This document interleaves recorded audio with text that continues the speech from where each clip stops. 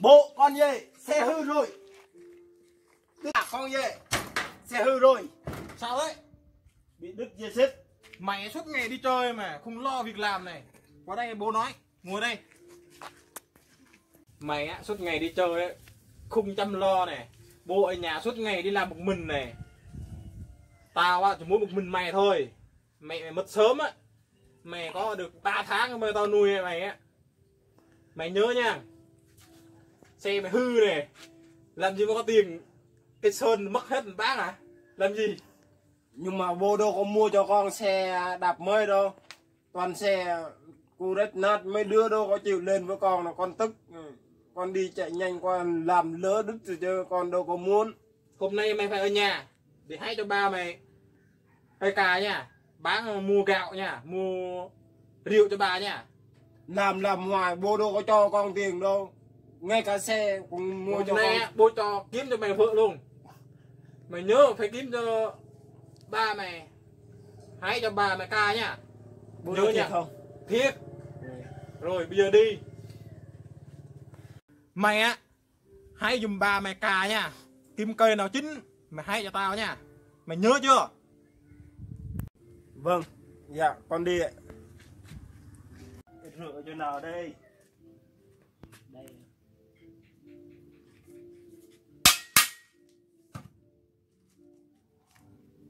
Đấy cả vào tay chứ.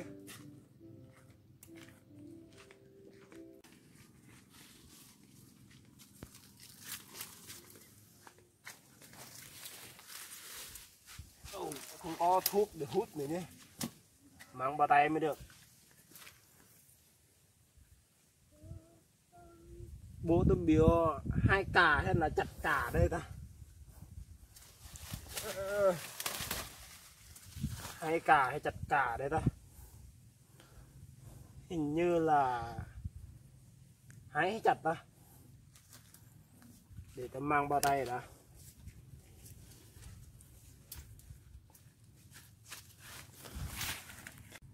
Đâu? Bố tôi biểu kiếm cà nào 999, không biết lấy cây cà nào bây giờ ra. Hái quả hay là chặt cây nữa ta? Không biết cây nào nữa. Kiếm đã. Để chặt là cây xấu quá mà. Cây này rồi. Chắc bà mừng lắm đây, con kiếm được cây xấu cho bà rồi. À, bữa giờ tao đâu có đi làm là chắc cây này rồi. Yeah, thấy rồi. Được.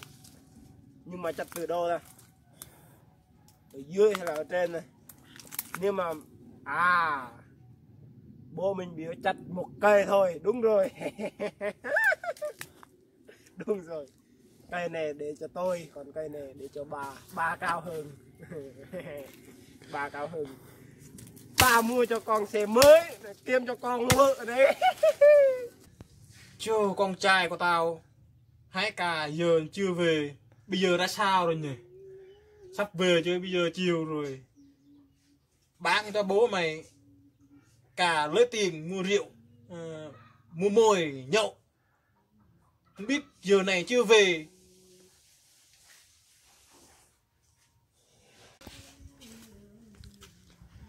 Ba con dê rồi. Hái cà nhiều không? Ba con dê rồi. Hái cà nhiều không? Nhiều. Còn hai em một cây giống như bà nói với con luôn á. Ba biểu hái cà chín này. Này mày ngu thế. Sao? Ba biểu mày hái cà chặt cà. Đâu, ba biểu con hai một cây mà.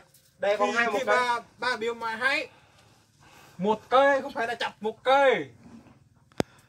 Đúng là con ngu quá. Sao ba không nói? Bà nói rồi. Mày ngu thì cả. Con đi hai một cây nữa nha. Rồi đi hai một cây đi. Hai nữa. Đây, ba thêm một cây nữa. Con ngu thế. Con ngu thế.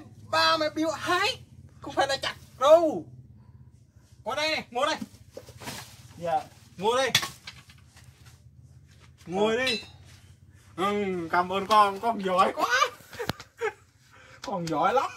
Còn chặt cái cây này, nhà mình khôn không? Nói đi. Nói chứ. Nhà mình khôn mà. Nói đi. Này con chặt cái cây này ba không cần nữa. Mày không nói à? Im à? Sao? Im rồi à? Không nói gì hả? Chúc nó ba dân kim cái. Gia đình khôn. Bây giờ đi đi. Ba mẹ biểu á, 2 cà không phải là chặt cà nha. Lần sau á, đừng có làm như thế nữa nha. Nhớ chưa? Nhưng mà biểu con 21 cây cà mà. Đâu có biểu mà hái mà mày chặt chứ. Đây này, mày chặt đây này, đâu có hái đâu. Mày đi đi. Sao?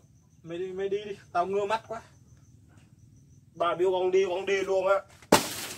Mày đi luôn đi. Thôi ba con đi đây. Mày đi đâu? Đồ con ba biểu con hai cho ba cà phê, con là hai một cây, ba nói một cây, giờ nói thêm một cây, còn hai thêm một cây nữa, giờ ba nói sao? Bây giờ mà tính đi đâu? Giờ con đi luôn á, con đi luôn. Đi đâu ấy? Không nói với ba nữa.